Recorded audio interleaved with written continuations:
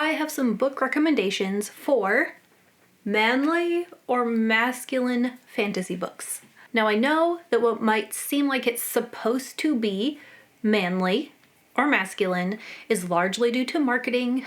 I am not going to get into the evils of marketing in this video. I think everybody should be able to read what they want, consume the media that they want, regardless of who it seems like its intended audience is supposed to be. And part of making this video is just how much romantasy is coming into the genre right now, which tends to be marketed toward the female audience, which there's absolutely nothing wrong with.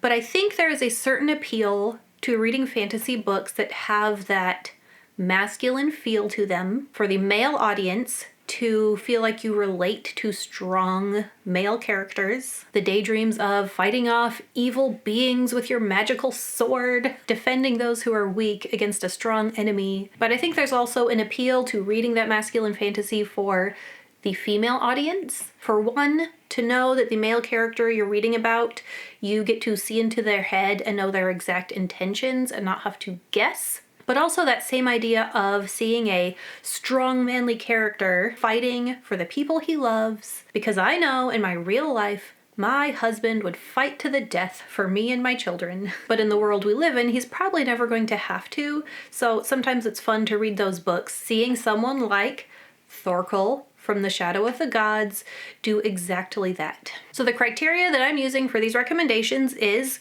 I have read it. I try not to recommend books that I haven't actually read. They are all written by a male author. They all have male main characters, and they kind of feel like they are intended for a male audience, which is subjective, but sometimes books just give that feel. I'm going to start with Promise of Blood by Brian McClellan. This is the first book of the Powder Mage trilogy.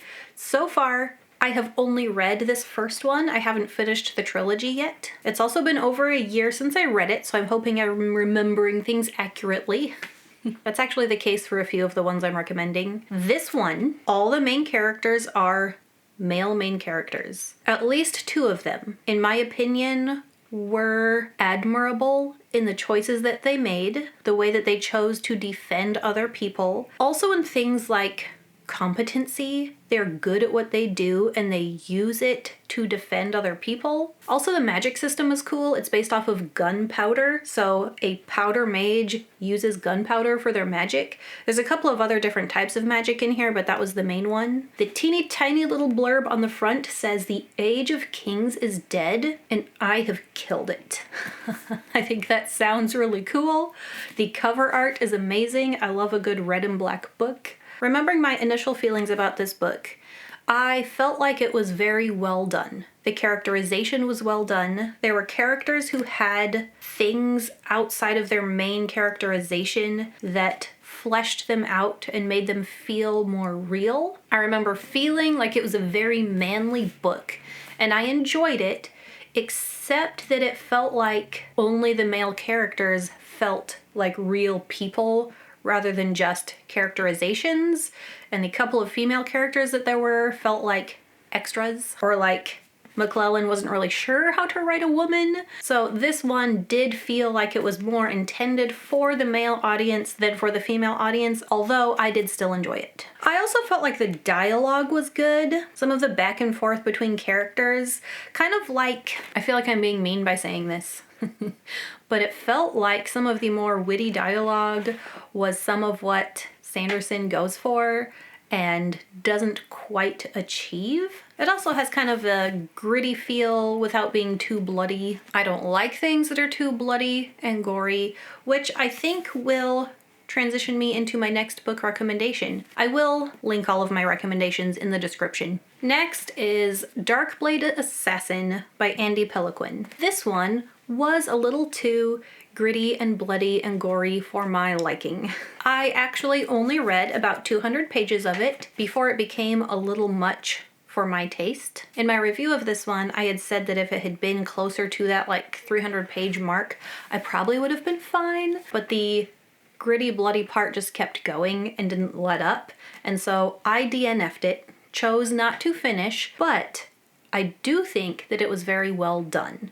So the main character here is the Hunter of Voramus. He is a very skilled and competent assassin, and he's very much like gray character, anti-hero. You're not really sure if he's good or bad because he goes out and kills people, but he has his own like code of morals.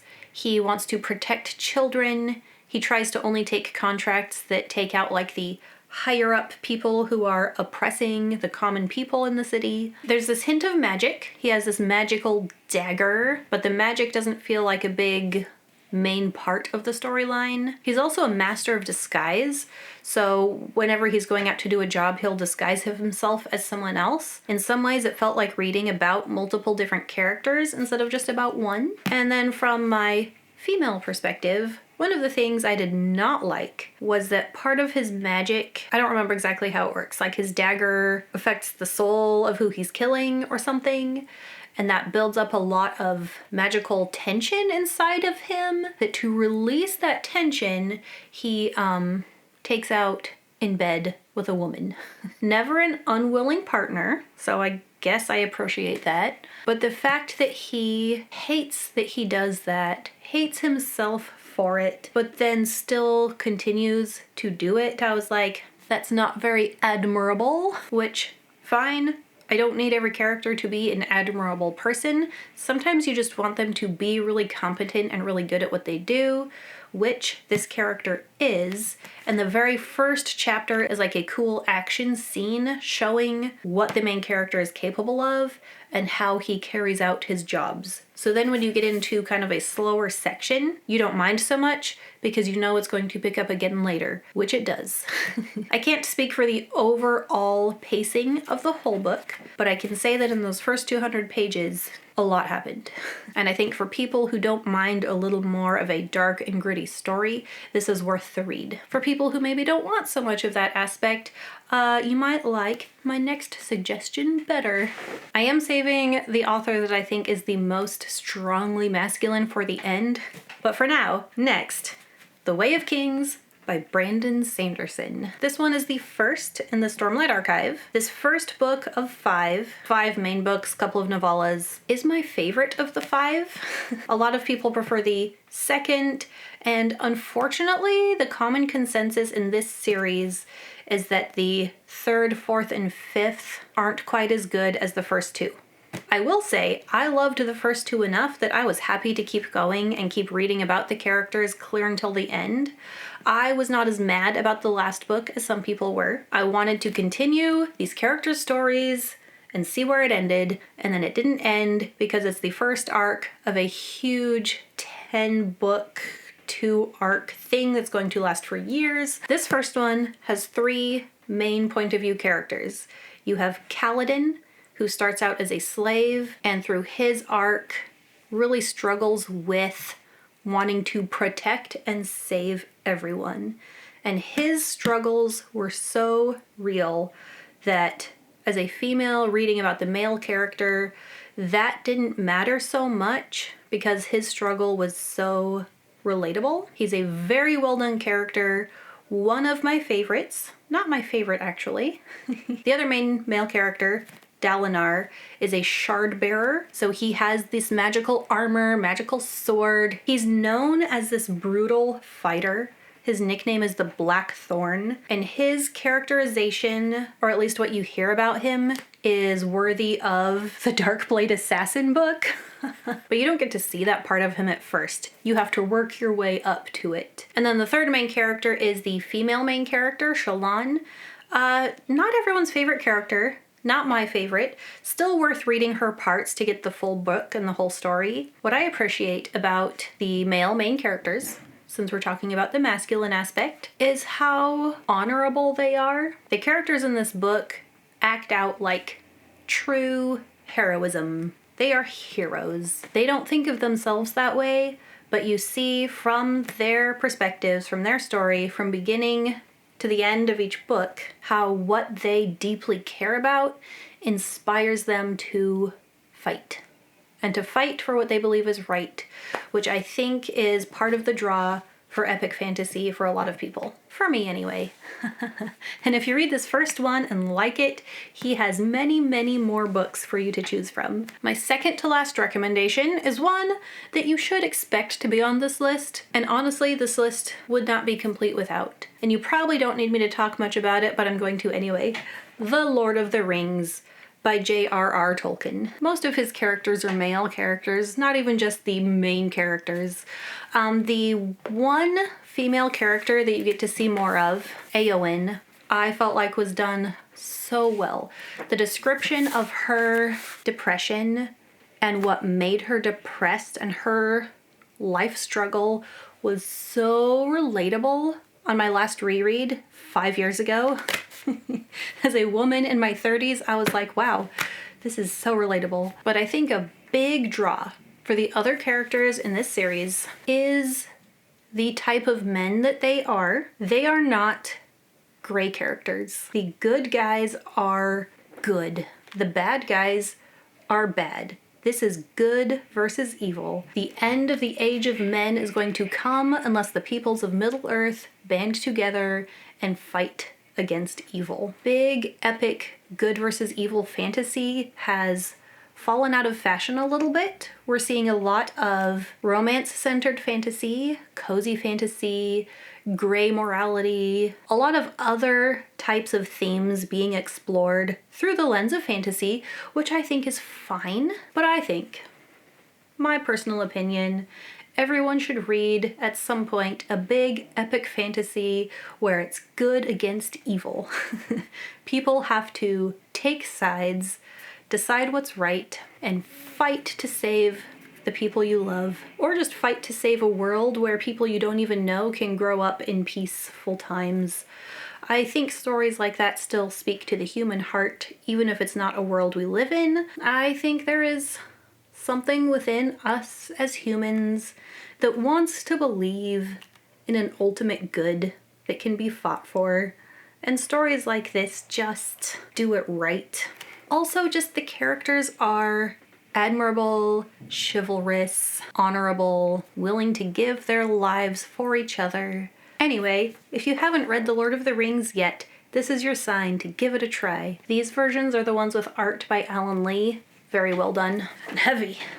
And my last recommendation is more the author than a specific one of his series. I'll just get out one of his books because my arms are tired after holding The Lord of the Rings. That's John Gwynne. This guy, as an author, is a Viking reenactor. He knows how to put on a set of chainmail and sharpen an axe. He has recently been through hell in his life, and he continued to finish his most recent fantasy series. His characters are mostly male main characters, not I think because he doesn't know how to write a good female character, because it feels like he does, or not because he thinks they're any less important. I think that's just what he feels more comfortable writing, so he leans into it. I didn't get any weird feelings of, like, the women being lesser or anything. This series, The Faithful and the Fallen, has a little more of that, like, Lord of the Rings, good versus evil. There is definitely a villain and definitely a hero, but it's not told in such a clean-cut way. Who is the hero and who is the villain is a little more confused. And then the Bloodsworn saga doesn't really have good versus evil. It just has more of like us versus them.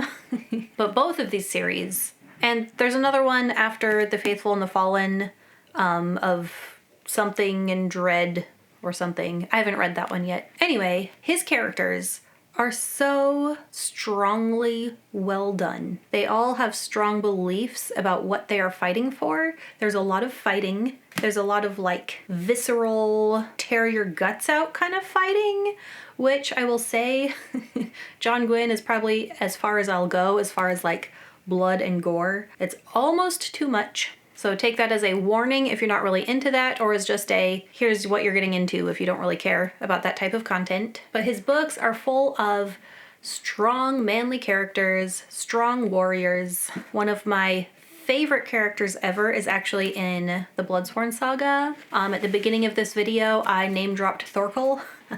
And one of the things that I appreciate about these books is not just the individual characters who are strong and fight for what they think is right, but also the relationships between characters.